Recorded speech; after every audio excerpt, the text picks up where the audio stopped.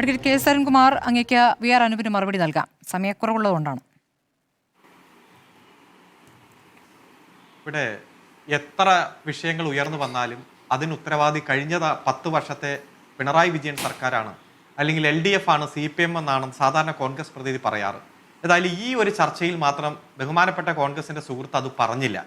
എന്നിട്ട് പറഞ്ഞത് ഇവിടെ ഇത്തരത്തിൽ MDMA കടത്തിനും അതിന്റെ വിതരണത്തിനും എങ്ങനെയെങ്കിൽ പ്രതിപക്ഷ നേതാവിന്റെ ഓഫീസോ മുഖ്യമന്ത്രിയുടെ ഓഫീസോ ഉപയോഗപ്പെടുത്തിയൊന്നതിന് തെളിവില്ലെന്ന് അദ്ദേഹം തന്നെ പറയുക. പിന്നെ എന്തിനാ നിങ്ങൾ ഈ കേസ് പിടിച്ച് പിറ്റേ ദിവസം തന്നെ ഈ നോഡൽ ഓഫീസറെ അങ്ങ് സ്ഥലം മാറ്റിയേ? എവിടെയപ്പ IG പുട്ട വിലമാദിത്യ എവിടെയപ്പോ ഉള്ളത്? അദ്ദേഹത്തെ മാറ്റാൻ എന്താ കാരണം? ഇന്ന് കുറെ വിവരങ്ങൾ പുറത്തു വരുന്നുണ്ടല്ലോ. ഈ പ്രതികളുടെ വിദേശയാത്ര, നിരവധി രാജ്യങ്ങളിലേക്ക് നിരവധി തവണയുള്ള യാത്രകളെ കുറിച്ചുള്ള വിവരം വരുന്നു. MDMA ഏതായാലും രാജ്യത്തിന് പുറത്തൊന്നായിരിക്കുമല്ലോ കൊണ്ടുവരേണ്ടത്. അപ്പൊ ഇത്തരത്തിൽ അന്വേഷണത്തിന് നേതൃത്വം കൊടുക്കുന്ന നോഡൽ ഓഫീസറെ തന്നെ ഇത് നിർബന്ധിത ലീവിൽ പോകാൻ പറയുന്ന തരത്തിലേക്ക് മാറുന്നത് നമ്മൾ കണ്ടില്ലേ? അപ്പൊ ഈ ചർച്ചയിൽ ബഹുമാനപ്പെട്ട നിയമ വിദഗ്ധർ അടക്കം തെറ്റിദ്ധരിപ്പിക്കുന്ന ചർച്ചയാണ് നടത്തിയത്. ഇപ്പൊ ഫേസ്ബുക്ക് മെറ്റ തന്നെ അഡ്മിറ്റ് ചെയ്തൊരു വാചകമുണ്ട്. ഒറ്റ മിനിറ്റ് പറഞ്ഞ് അവസാനിപ്പിക്കട്ടെ, ഇടപെടല്ലേ. മെറ്റ തന്നെ പുറത്തുവിട്ട വാർത്ത, it signifies that Meta has received a legitimate legal order from a government body or court to limit access to that specific content within the area. ഒരു legitimate government ബോഡിയിൽ നിന്നോ കോർട്ടിൽ നിന്നോ കോടതിയിൽ നിന്ന് ഏതായാലും ഒരു ഓർഡർ വരാനുള്ള ഒരു സാഹചര്യം ആയിട്ടില്ല. അപ്പൊ ലെജിറ്റിമേറ്റ് ഗവൺമെന്റ് ബോഡി എന്ന് പറഞ്ഞാൽ അത് കേരള ഗവൺമെന്റ് തന്നെയല്ലേ?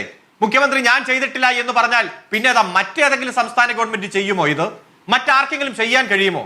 ആദ്യം നമ്മൾ ഉദ്ധരിച്ചില്ലേ ആർട്ടിക്കിൾ സെക്ഷൻ 69A പ്രകാരം ഗവൺമെന്റിന് മാത്രമേ പറ്റൂ, അല്ലെങ്കിൽ ഗവൺമെന്റിന്റെ ഏജൻസിക്കേ പറ്റൂ. ഞാൻ വായിക്കാം.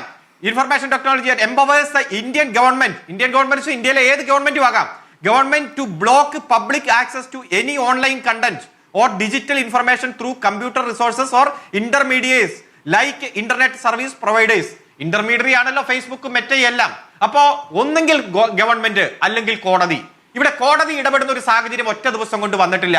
ഞാൻ സ്മൃതിക്ക് ഒരു ജഡ്ജ്മെന്റ് അയച്ചിട്ടുണ്ട്. ഇവിടെ ഏപ്രിലേ പറഞ്ഞോളൂ, 2026 ജൂലൈ മാസം 31 N മാധവൻകുട്ടിയുടെ കേസിൽ ഹൈക്കോടതിയുടെ ബെഞ്ചിന്റെ ഒരു ഡിസിഷൻ ഞാൻ അങ്ങേക്ക് അയച്ചിട്ടുണ്ട്. ഏറ്റവും ലേറ്റസ്റ്റ്, അതായത് ഇന്നേക്ക് 12 ദിവസം മുമ്പുള്ള ഹൈക്കോടതിയുടെ വിധിന്യായമാണ്. ഇവിടെ ഒരു കണ്ടന്റ് നീക്കം ചെയ്യണമെങ്കിൽ, നിയന്ത്രണം ഏർപ്പെടുത്തണമെങ്കിൽ ഒന്നെങ്കിൽ കോടതി ഉത്തരവ് അല്ലെങ്കിൽ ഗവൺമെന്റിന്റെ സ്ട്രിക്റ്റ് ഡയറക്ഷൻ വേണം. അങ്ങനെ വരുമ്പോ ഗവൺമെന്റ് ഏർപ്പെടുത്തിയിരിക്കുന്ന ഏജൻസിയോ മെറ്റയ്ക്ക് ഡയറക്ഷൻ കൊടുക്കും. ഇവിടെ മെറ്റയ്ക്ക് ഡയറക്ഷൻ കൊടുത്തിട്ടുണ്ട്. അങ്ങനെയാണ് റിപ്പോർട്ടറിന്റെ, കൈരളിയുടെ, മലയാളം ചാനലിന്റെ മാത്രം ഇത്തരം ഡീറ്റെയിൽസ് ഡിലീറ്റ് ചെയ്യപ്പെടുന്ന സാഹചര്യം ഉണ്ടായത്. എന്നാൽ മറ്റു പല ചാനലുകളുടെയും നീക്കം ചെയ്തിട്ടില്ല. അതുകൊണ്ട് യഥാർത്ഥ വസ്തുത ജനങ്ങൾക്ക് മുന്നിൽ എത്തിച്ചിട്ടുണ്ടോ?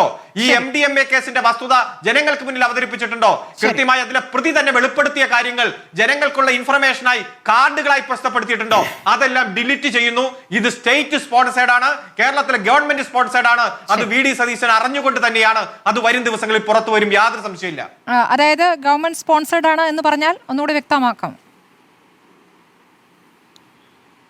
അതായത് കേരളത്തിലെ ഗവൺമെന്റ് ശക്തമായി റിട്ടേൺ ആയി ലീഗൽ ഉത്തരവ് പാസാക്കി മെറ്റയ്ക്ക് കമ്മ്യൂണിക്കേറ്റ് ചെയ്തതിന്റെ ഭാഗമായി മാത്രമാണ് ഓരോ കാർഡും ഓരോ വീഡിയോയും ഓരോ വാർത്തയും നീക്കം ചെയ്യപ്പെട്ടത്. അല്ലാതെ മറ്റാർക്കും ഇത് ചെയ്യാൻ കഴിയില്ല. ഒന്നെങ്കിൽ കേരള ഗവൺമെന്റ് അല്ലെങ്കിൽ സെൻട്രൽ ഗവൺമെന്റ്. ഈ വിഷയത്തിൽ കേരള ഗവൺമെന്റ് തന്നെ ആയിരിക്കാനാണ് സാധ്യത. ശരി, അഡ്വക്കേറ്റ് പ്രശാന്ത് പത്മനാഭൻ, അങ്ങേക്ക് കൂട്ടിച്ചേർക്കാനുള്ള കാര്യം കൂടി വളരെ ചുരുക്കി. ശ്രീ അരുണിൻ്റെ വാദം കേട്ടപ്പോൾ എനിക്ക് തോന്നിയ ഒരു കാര്യം, ഇപ്പോൾ കേരള ഗവൺമെൻറ് നടപ്പാക്കിക്കൊണ്ടിരിക്കുന്ന പദ്ധതികളിൽ ഏറ്റവും പ്രധാനപ്പെട്ടതും ഏറ്റവും കൂടുതൽ ജനപിന്തുണ കിട്ടിയതും ഓപ്പറേഷൻ തൂഫാനാണ്.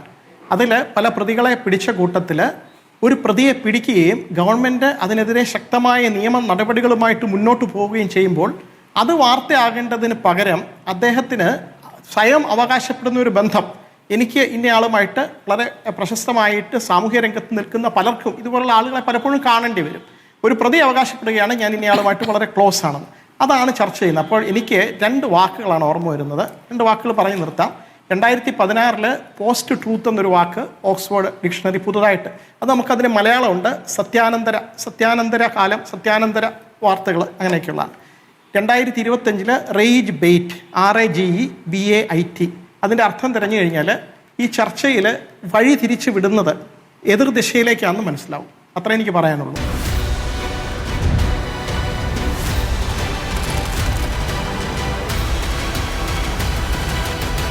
ഡിബേറ്റ് വിത്ത് സ്മൃതി പരുത്തിക്കാട്.